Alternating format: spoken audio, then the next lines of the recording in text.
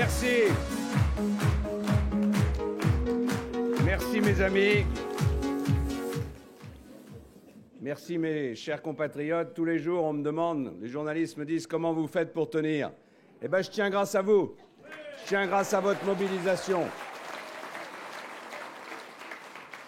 Et puisque M. Macron a dit des choses désagréables par rapport à vous ce matin, je l'invite à venir vous rencontrer. Il verra que votre visage, c'est le visage de la volonté, c'est le visage du courage, c'est le visage de l'enthousiasme. C'est parfois aussi le visage de la colère face à ceux qui ont essayé d'éliminer le candidat de la droite et du centre de cette élection présidentielle. Je veux remercier tous les élus présents. Je veux remercier Laurent Marcangeli, le député maire d'Ajaccio, que je suis heureux de retrouver ici et à qui je dis toute mon amitié. Ça ne vous étonnera pas que je dise mon amitié à Camille, que je connais depuis si longtemps et qui m'a toujours accompagné dans mes combats. Je veux remercier Sauveur Gandolfi-Scheidt qui m'a reçu ce matin dans sa commune. Je veux remercier Jean-Jacques Panuzzi, Pierre-Jean Luciani, j'ai pas l'accent pour prononcer les noms. Ange Santini, que je retrouve avec beaucoup de plaisir. Je veux dire aussi ma joie de voir José Rossi, avec lequel j'ai siégé au gouvernement. Et je vais citer un député qui vient de très loin, le député maire de Pontoise, Philippe Houillon, qui est avec moi aujourd'hui. Merci à la Corse, terre gaulliste par excellence. Merci à vous, mes amis, qui êtes le sel de notre République, qui êtes les artisans de notre reconquête, qui êtes les soldats d'un idéal qui nous tient debout quand tant d'autres sont à genoux. Je sais combien vous n'avez jamais baissé les bras, y compris dans les heures les plus sombres de notre histoire. Et je vais vous faire une confidence à vous tous qui êtes venus si nombreux, à vous dont sans doute le système taira le nombre pour ne pas affoler ceux qui sont persuadés que l'on peut prendre en otage une élection présidentielle à coups de manœuvres, de bassesse, de trahison et d'invectives. Eh bien oui, mes amis, le rassemblement de ce soir, je l'attendais avec impatience. Je l'attendais pour vous dire ma joie d'être parmi vous en terre corse. Et à vous qui êtes venus de Bastia, de Corté, de Bonifacio, de Porto Vecchio, de toute l'île, parfois même peut-être du continent. Encore une fois, comme au Trocadéro, comme à Nantes, comme à Toulon, comme à Quimper, je vous vois rassemblés par milliers et vous êtes pour moi cette armée de l'ombre qui est en train de se lever pour une France libre. Le système en place, ce désordre établi qui prospère sur le dos de nos compatriotes et du pays, veut gommer votre existence. Alors je vais faire comme Camille, je vais vous demander, est-ce que vous allez les laisser faire ? Non ! Est-ce que vous allez un seul instant vous laisser voler votre vote ? Il n'y a pas d'exemple dans l'histoire de notre pays où la majorité silencieuse n'a pas fini par crier sa colère contre l'injustice et contre la morgue des puissants. Alors donnez de la voix, affirmez haut et fort vos convictions, brandissez ces convictions comme un étendard. Vous pouvez, vous devez en être fiers. Il faut en avoir assez du politiquement correct. Parce que ce sont ces convictions-là, les convictions qui sont les vôtres, qui ont bâti la France et la République. Il faut faire éclater notre volonté d'alternance, celle d'une alternance forte, pas d'une alternance molle. Faites tomber les masques d'Emmanuel Hollande ou de François Macron, peu importe. Nos compatriotes se moquent bien de ce bal masqué politique.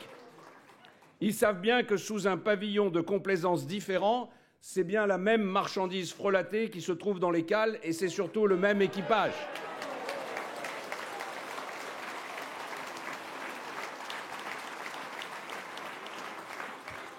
Ils savent bien que les prétendus désaccords entre celui qui participa activement durant 5 interminables années à ce quinquennat désastreux et le fantôme qui occupe aujourd'hui l'Élysée, ce sont des désaccords de façade, un attrape-nigo, un faux-nez. Moi, mes amis, je n'oublierai jamais que c'est à Ajaccio, en octobre 1943, que le général de Gaulle est venu célébrer l'héroïsme des Corses, qui avait contribué, et à quel prix, à faire de l'île, selon sa formule, le premier morceau libéré de la France.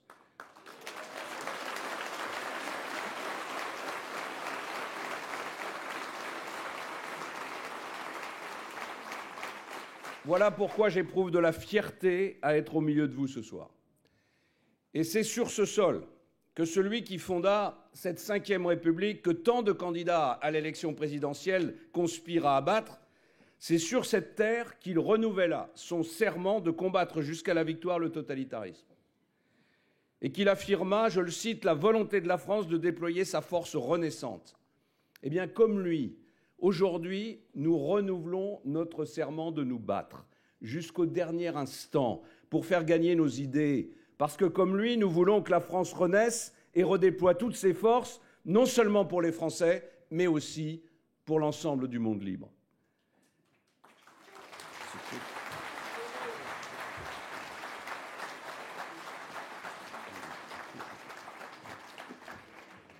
J'en appelle à l'esprit de résistance contre la fatalité, contre la démission, contre le renoncement. J'en appelle à une vraie révolution.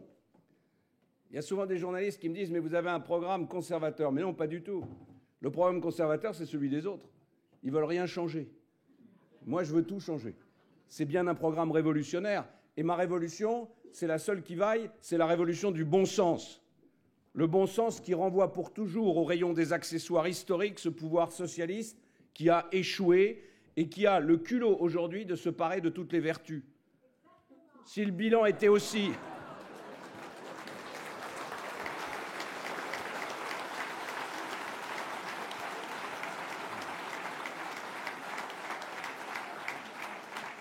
Si le bilan était aussi glorieux, comment se fait-il que le chef de l'État ait renoncé à se présenter en craignant la vérité des urnes, en fuyant votre jugement? Allons, le bon sens sait que les gouvernements de M. Hollande et de son souffleur M. Macron ont perdu toutes les batailles au moment où les autres nations européennes connaissaient le redressement indispensable à leur survie. Le bon sens ne reconnaît que la vérité des faits, et les faits, ils sont têtus. Les faits, c'est que le retard de croissance de plus de 2% que nous avons cumulé sur 5 ans par rapport aux autres pays de la zone euro, c'est un boulet pour nous. Les faits, c'est le drame du chômage qui a régressé pratiquement partout en Europe, en tout cas en Europe du Nord, et pas chez nous. Les faits, ce ne sont pas les beaux discours larmoyants de la gauche sur la nécessaire intégration, alors que la pauvreté aujourd'hui touche 1 Français sur 5. Les faits...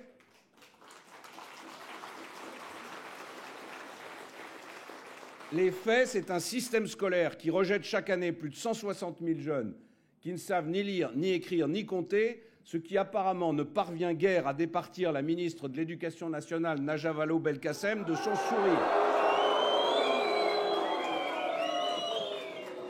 Les faits, c'est que la France est en Europe le pays le plus touché par l'islamisme, tant par le nombre de combattants engagés en Syrie que par les victimes sur notre territoire. Les faits, c'est que l'État perd chaque jour un peu plus le monopole de la force légitime et qu'il est de plus en plus impuissant à garantir la sécurité sans laquelle il ne peut pas y avoir de liberté ni de développement. Alors comment s'étonner que ni M. Hamon ni M. Macron n'aient le courage de reprendre à leur compte ce sinistre inventaire alors qu'ils furent les ministres du déclin? Il faut leur demander d'assumer leurs responsabilités. Comment s'étonner que le bon sens de nos compatriotes se refuse, au final, de confondre l'atermoiement avec l'alternance, le catalogue avec le projet, le gouvernement de la France avec la cour du roi Péto et un mouvement politique avec un vide-grenier? Les Français sont à bout devant tant d'indolence conjuguée avec tant d'insolence. Ils n'en peuvent plus de la paralysie économique, du chômage, de la repentance, de l'insécurité, de la perte d'autorité dans tous les domaines et de l'abaissement international d'un exécutif qui, un jour, claque la porte au nez du président russe et, de l'autre, ouvre grand les bras à Leonarda.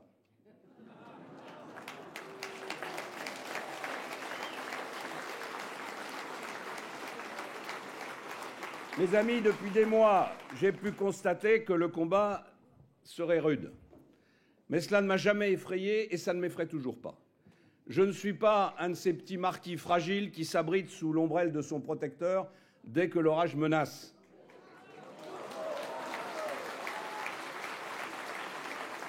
Notre pays n'a pas fait la grande révolution française pour renouer avec ses sociétés de cour. Ne vous laissez pas imposer un scénario écrit d'avance par les plumitifs du pouvoir socialiste qui vous disent, après le monarque, c'est le tour du petit prince.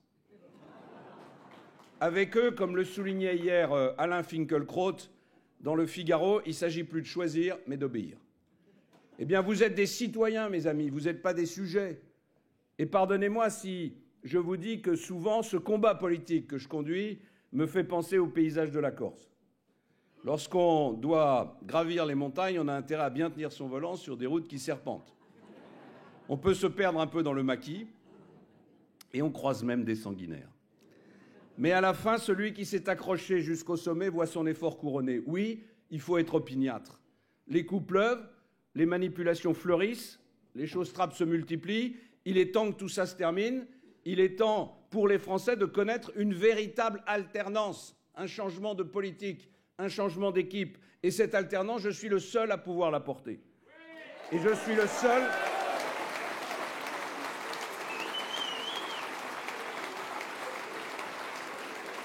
Et je suis...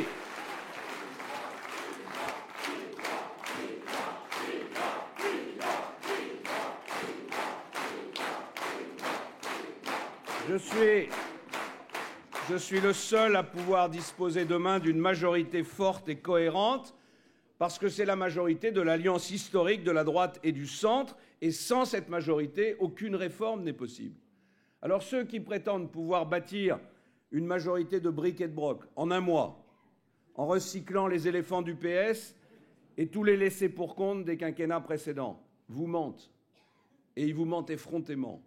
Je sais bien qu'un peu partout en Europe apparaissent plus ou moins spontanément des mouvements qui nous annoncent comme étant la dernière mode la disparition des partis politiques. Et le gaulliste que je suis n'est pas un adepte du régime des partis. Et je n'ai jamais nié, bien au contraire, qu'il devait se renouveler pour le bien de notre démocratie. Mais de là à déclarer la mort des formations politiques et de leurs militants, pour les remplacer par quoi? Et surtout par qui? Par un recrutement sur Internet? Par des coquilles vides autour d'un leader? En réalité, le modèle, c'est la télé-réalité, avec des candidats tirés au sort et un public auquel on dit quand est-ce qu'il faut qu'il applaudisse.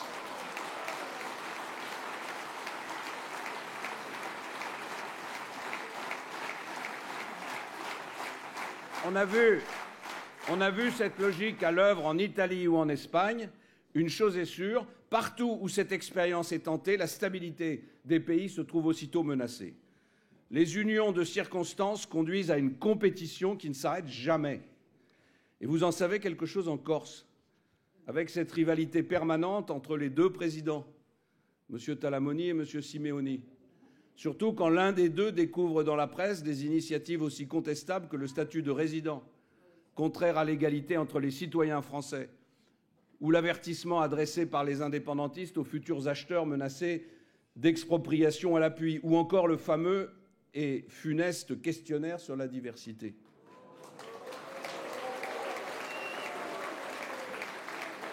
La tenue des élections territoriales en fin d'année ne fait qu'exacerber ces tensions. Mais l'île n'a pas besoin d'une course à l'échalote nationaliste. La Corse a besoin qu'on préserve son identité d'exception et la France a besoin de l'identité corse qui lui rappelle que l'unité ne peut pas être synonyme d'uniformité. Oui, je suis pour ma part convaincu que la Corse est une chance pour la France. Et c'est la raison pour laquelle je suis favorable à l'élaboration d'une loi spécifique sur la Corse.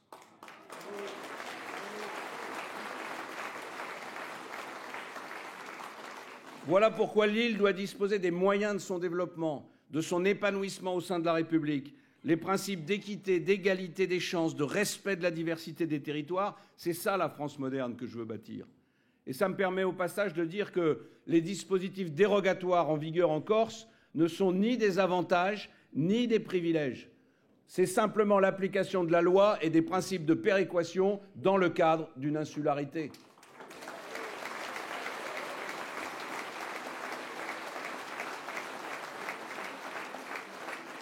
Mais défendre l'identité, ça n'est pas défendre l'identitarisme. De même que défendre les communautés, ça n'est pas s'ériger en héros du communautarisme. Jamais je ne renoncerai à combattre le communautarisme en Corse comme sur le continent, parce qu'il est à l'opposé de notre modèle et de mes convictions. Jamais je n'accepterai que sous prétexte d'accommodement déraisonnable, on laisse la République se diviser en communautés.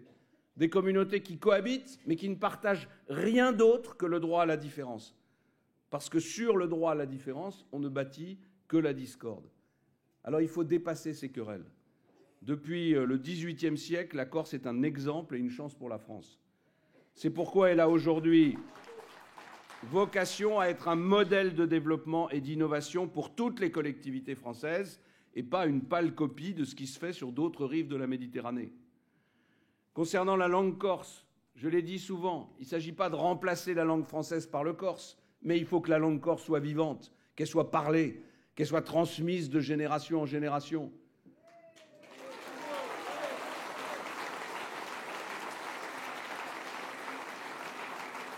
La Corse doit pouvoir vivre sereinement sa particularité que personne ne peut lui contester.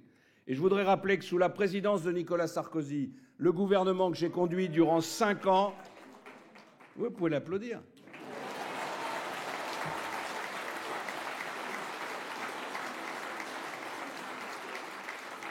Le gouvernement que j'ai conduit durant 5 ans a fait prendre à l'île des tournants dont nous n'avons pas à rougir.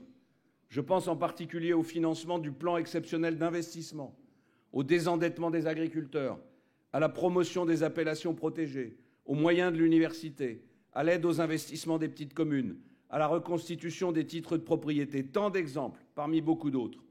Ce que je retiens de cette période, c'est la méthode, l'écoute, le respect, la volonté. À chaque fois qu'un sujet se présentait, on en discutait ensemble. Et nous avions à cœur de chercher des solutions jusqu'au bout. Alors aujourd'hui, bien sûr, il reste encore tellement à faire, parce que l'enjeu a changé. Bien sûr, les acteurs de la vie politique et économique corse doivent être capables d'inventer une nouvelle relation avec l'État, plus autonome, plus responsable. Ils doivent également pouvoir moderniser le modèle républicain auquel la grande majorité des Corses restent attachés, faire revivre les valeurs du vivre ensemble. Ils doivent veiller aussi, avec la collectivité unique, que les territoires de la Corse, aux particularités si diverses, entre les villages de la montagne et les villes du littoral, soient équitablement entendus. Si on a fait la collectivité unique, c'est pour que ça ne soit plus Paris qui dirige. Mais il ne faudrait pas que demain, ce soit la collectivité unique qui dirige tout, jusque dans le moindre détail, sur tous les territoires. Donc il faut une bonne répartition des pouvoirs.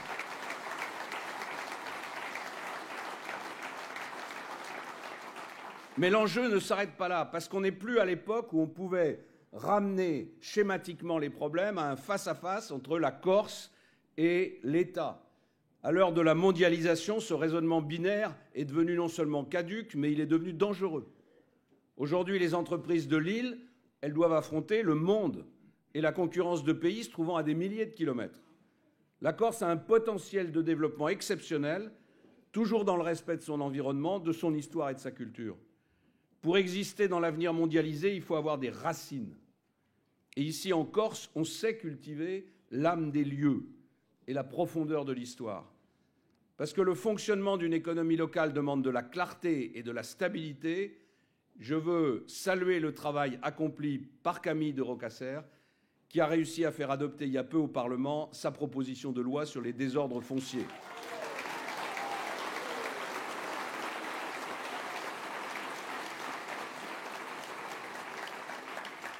Elle va enfin permettre d'apporter de la sécurité juridique aux propriétaires corses dans l'horizon de 10 ans, rechercher la stabilité et traiter ce qui peut l'être au niveau local sans passer par les antichambres parisiennes. Voilà les 2 jambes sur lesquelles nous pouvons désormais avancer.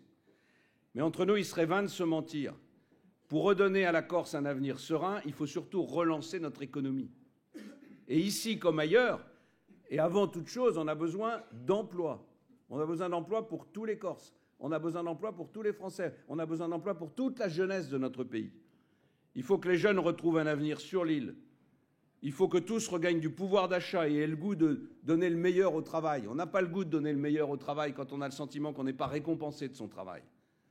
Pour créer des emplois, il n'y a pas d'autre moteur que le premier mot de notre devise, la liberté. La liberté, c'est le cœur de mon projet.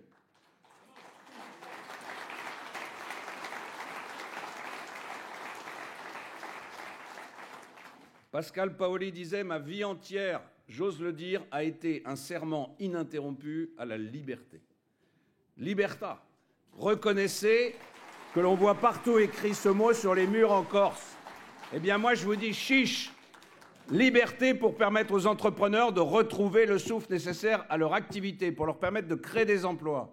Liberté pour la durée du travail, avec la suppression définitive des 35 heures.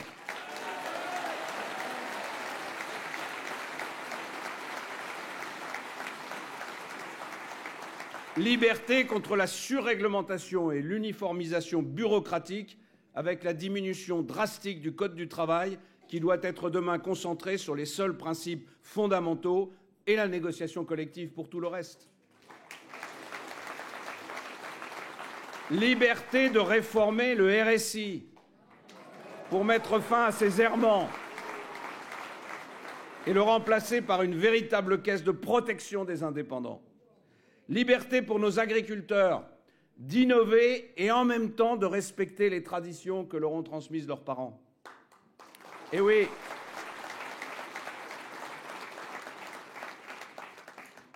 on ne fait pas sans ces traditions le fromage de brebis, de Pierre-Ange Martini de Calacuccia, que j'ai dégusté ce matin.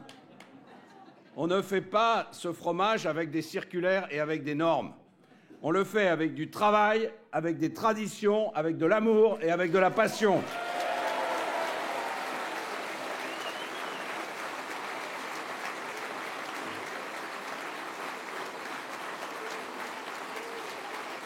Alors oui, je vous le dis, dès l'été 2017, je proposerai au Parlement de supprimer toutes les normes inutiles qui entravent l'agriculture. C'est en Corse que j'ai dénoncé en 2007 la situation de faillite dans laquelle se trouve notre pays. J'ai toujours assumé ce discours de vérité et je le maintiens aujourd'hui plus que jamais. Depuis cette époque, nous avons subi de plein fouet la crise économique et financière de 2008-2009, puis le quinquennat de François Hollande, qui a réussi à augmenter massivement les impôts tout en laissant filer les déficits et la dette à des niveaux insoutenables. Mes amis, je vous le dis avec gravité, il n'y a pas d'avenir pour un pays grévé de 2200 milliards de dettes. 30 000 € sur la tête de chacun d'entre vous. Quand j'ai été élu pour la première fois au Parlement, la dette française représentait 17% de la richesse nationale. Cette année, c'est 97% et ça va continuer à croître.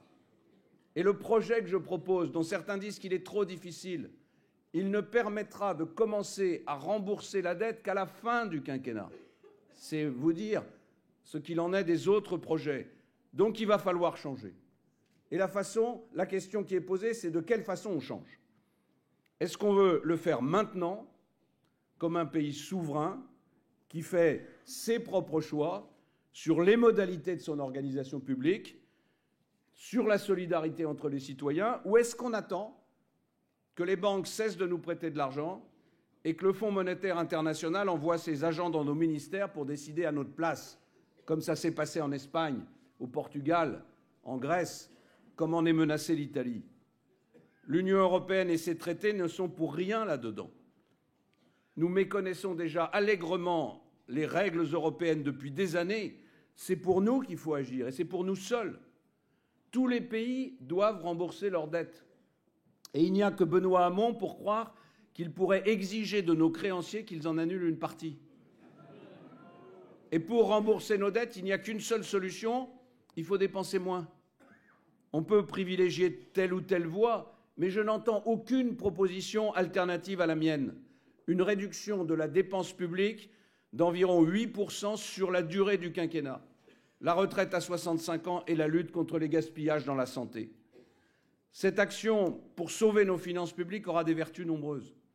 D'abord, elle nous permettra d'augmenter le salaire direct en baissant les charges qui aujourd'hui viennent amputer votre pouvoir d'achat. Elle nous permettra d'augmenter les petites retraites. Toutes les petites retraites de moins de 1 000 € seront augmentées. Et elle permettra d'augmenter les petites pensions de réversion. Nous pourrons à terme diminuer nos prélèvements obligatoires, retrouver des meilleures capacités d'investissement public. Notre économie assainie nous donnera un poids nouveau en Europe et nous fera retrouver notre crédibilité. Et pour donner du carburant à cette liberté, je veux restaurer la compétitivité de l'économie française avec 40 milliards de baisse de charges pour toutes les entreprises, quelle que soit leur taille, quelle que soit leur dimension, y compris les entreprises agricoles que j'ai rencontrées ce matin. Pour favoriser l'emploi, je veux aussi investir sur l'apprentissage. Il faut reconnaître qu'il n'existe pas de meilleure école du travail que le monde du travail.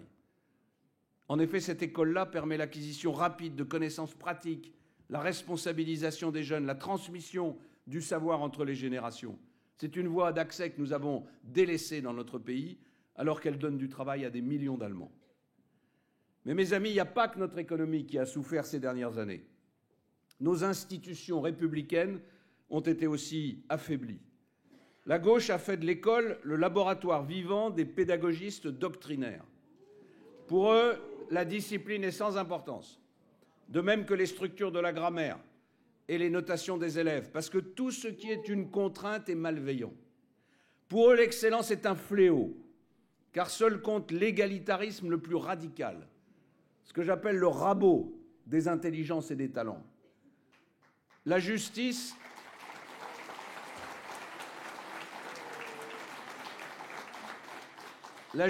a été dévitalisée par l'affaiblissement de nos lois, par la suppression du programme de construction de places de prison que nous avions engagé sous le quinquennat précédent. Les forces de l'ordre ont été attaquées, molestées, délaissées, alors qu'elles effectuent un travail difficile et qu'elles en paient souvent le prix lourd. Oui, moi je veux du respect pour les forces de l'ordre. Je veux du respect pour leur engagement qui fait honneur à notre patrie.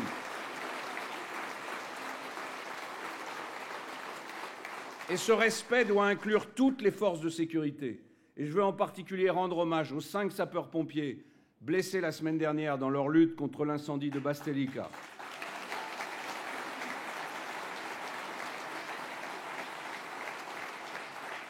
On ne peut pas laisser la peur trouver sa place et permettre aux criminels d'échapper à la justice.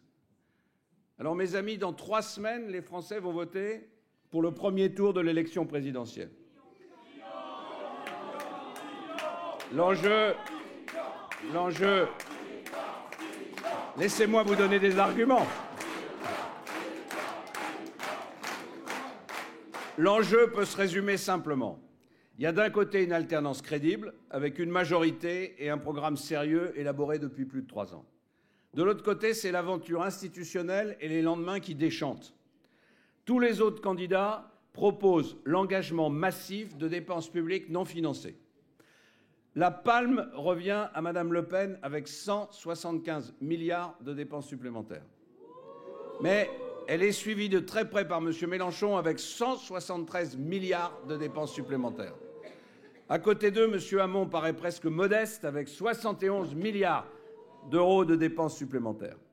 Quant à Monsieur Macron, c'est sous couvert de 60 milliards d'économies non détaillées, 50 milliards de dépenses courantes nouvelles déguisées en investissements, et puis chaque jour qui passe depuis le début de la campagne, des mesures non financées, les allocations chômage pour ceux qui démissionnent, le service militaire, mais seulement d'1 mois, au coût estimé à près de 30 milliards d'euros sur tout un quinquennat. Tout cet argent coule à flot, mais si, par malheur, ils étaient élus, il reviendrait aux contribuables français de remplir ce tonneau des Danaïdes, ce puits sans fond. Et à tout cela s'ajoutent chez chacun des candidats des incohérences et des aberrations. M. Mélenchon prétend incarner une France insoumise, mais il rend hommage aux dictateurs qui ont soumis leur pays, comme c'est le cas du Venezuela, jadis prospère et démocratique, en passe de devenir une prison à ciel ouvert. En réalité, Castro ou Chavez, le communisme tropical restera toujours un totalitarisme. Ça en dit plus long que tous les discours sur la 6e République qui nous préparaient. Benoît Hamon, lui, c'est le recycleur des vieilles recettes du socialisme, avec un cran de plus. Les 32 heures, comme si les 35 heures n'avaient pas déjà plongé notre économie dans le marasme. La taxe sur les robots, comme si la négation du progrès technique pouvait avoir un autre effet que la ruine de notre compétitivité. Le revenu universel, comme si les Français voulaient plus d'assistance et pas plus d'emplois. Marine Le Pen, elle, pense que l'avenir de notre pays est dans l'isolement européen, la rupture de nos alliances internationales, le retour au franc, qui ferait de notre pays un fétu de paille dans l'économie mondialisée et dont la première des conséquences serait la ruine immédiate des petits épargnants. La libération qu'elle nous vend avec la gouaille et l'aplomb de son père, ça n'est qu'un passeport pour la servitude et pour la pauvreté. Il n'y a pas de programme plus contraire à la souveraineté nationale que le programme de Madame Le Pen.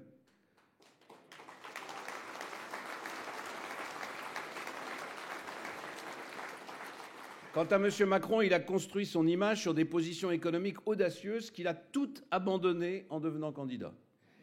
Il jugeait les 35 heures néfastes, mais il va les garder.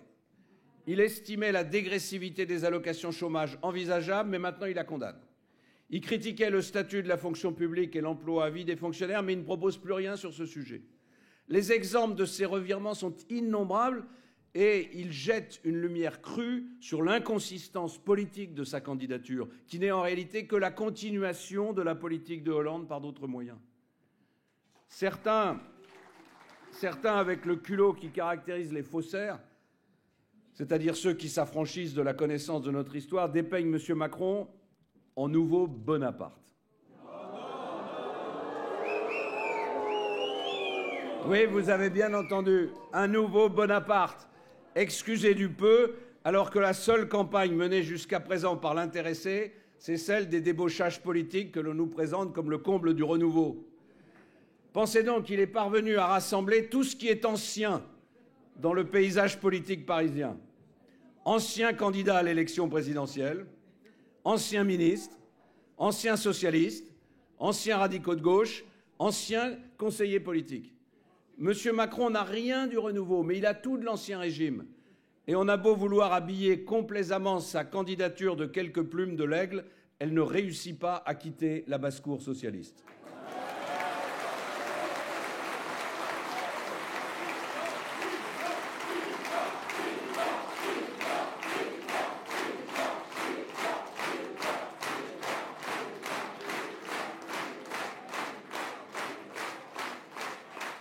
Alors, face à ces programmes qui relèvent plus des contes et des légendes que des projets politiques, on m'a affublé des caricatures les plus outrancières, me présentant tour à tour comme un ogre libéral ou comme un affreux réactionnaire. Imaginez le scandale. Un homme de la droite et du centre, dont les valeurs sont celles de sa famille politique, et qui compte bien porter un projet de la droite et du centre. Quel scandale! Voyant que cela ne suffirait pas, on a essayé d'atteindre ma personne. Pour ne pas avoir à débattre des vrais enjeux qui attendent notre pays, on a exposé, disséqué ma vie comme on ne l'avait jamais fait avec aucun autre candidat. La gauche qui prétend respecter la justice a foulé aux pieds son principe cardinal qui est la présomption d'innocence. On a inventé pour moi un personnage nouveau, malfrat de première classe, alors que 36 ans de vie publique disent mon honnêteté et mon respect de la loi. Alors mes amis, à l'heure du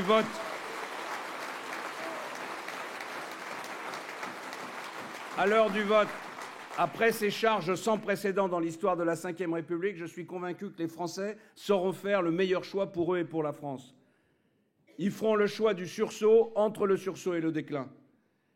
Et comme vous, je crois dans la France, je crois dans son destin, ce destin singulier qui a hissé souvent les Français vers le meilleur d'eux-mêmes et qui a éclairé le monde. Comme vous, moi, je veux qu'on redonne la parole au peuple français. Et c'est ensemble, mes amis, qu'on va mener cet immense projet avec un objectif.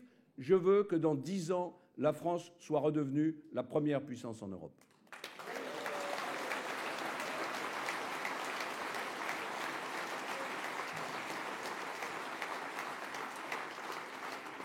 Parce que c'est la seule façon de reprendre le contrôle.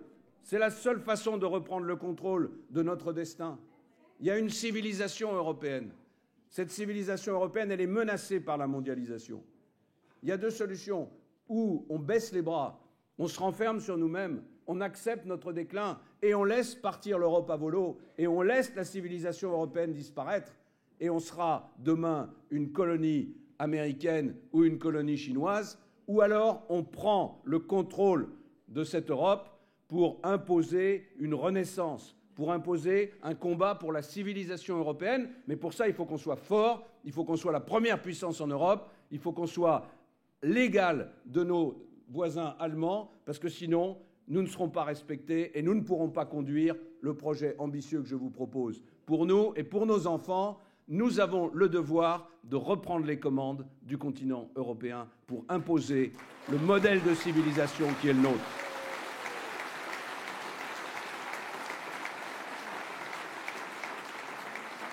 Alors, mes amis, j'ai plus que jamais besoin de vous. J'ai besoin de votre vaillance, j'ai besoin de votre générosité, j'ai besoin de votre force. On a un devoir immense, celui d'un engagement total pour porter cette grande et belle ambition pour la France et pour la Corse. Je vous demande de vous mobiliser. Il reste 22 jours qui doivent être employés à fond pour faire entendre la voix de la France silencieuse, la voix de la France du bon sens, la voix de la France qui partage les valeurs de liberté, d'égalité et de fraternité que je viens de défendre devant vous. Mobilisez-vous.